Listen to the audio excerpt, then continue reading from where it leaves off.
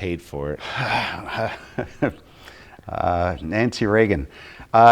Just this month, mid-March 2026, two major analyses published in the Lancet Psychiatry.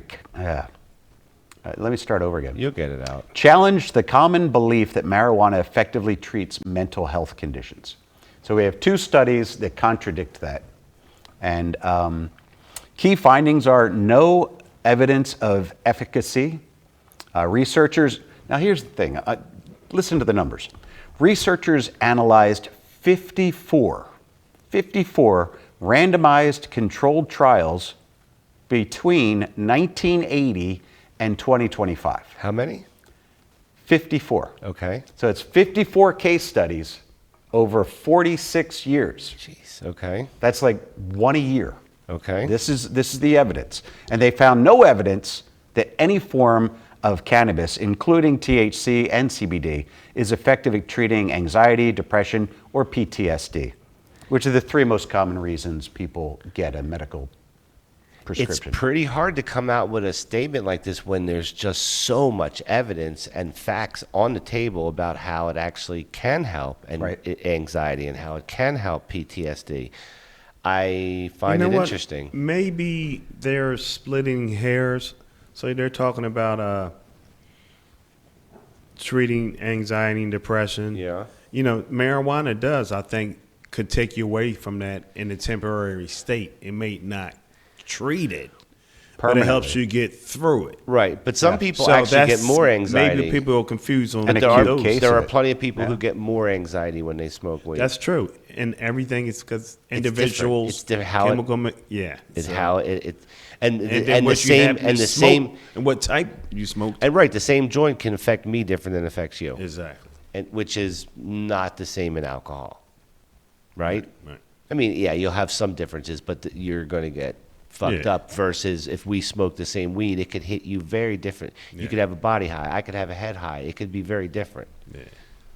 But look at the numbers, though. Again, 54 case studies over 45 years. That doesn't sound like science to me. It doesn't sound like enough information coming through. Or you just run something so many times until you get the result you want.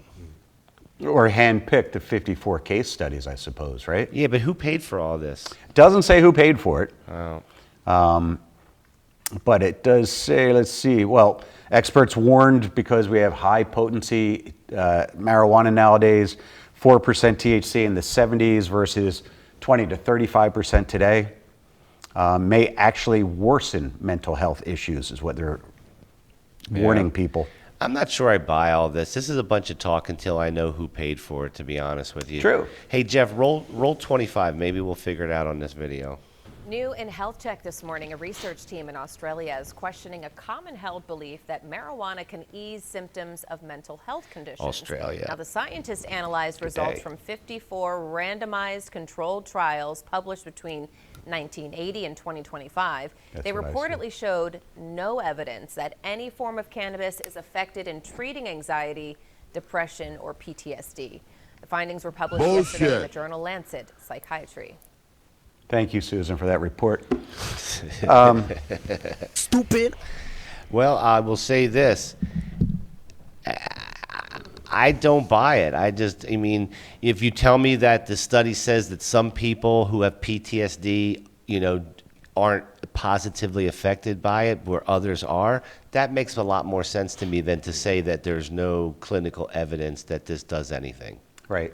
And keep in mind also, right, I don't know what the laws are down under in Australia, but here in the States, how would you do this testing since the 1980s, right? If we're talking about what was a Schedule I drug up until just a couple of weeks ago,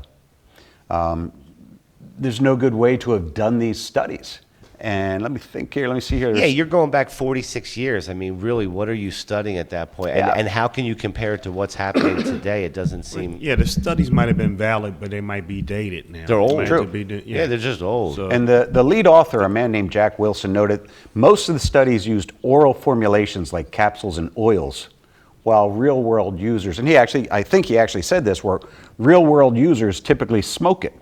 And there's it needs to be updated. Even less evidence there. It's just old information. What's his name? His name is Jack Wilson. Fuck you too. All right, Jack Wilson, fuck off. All right, so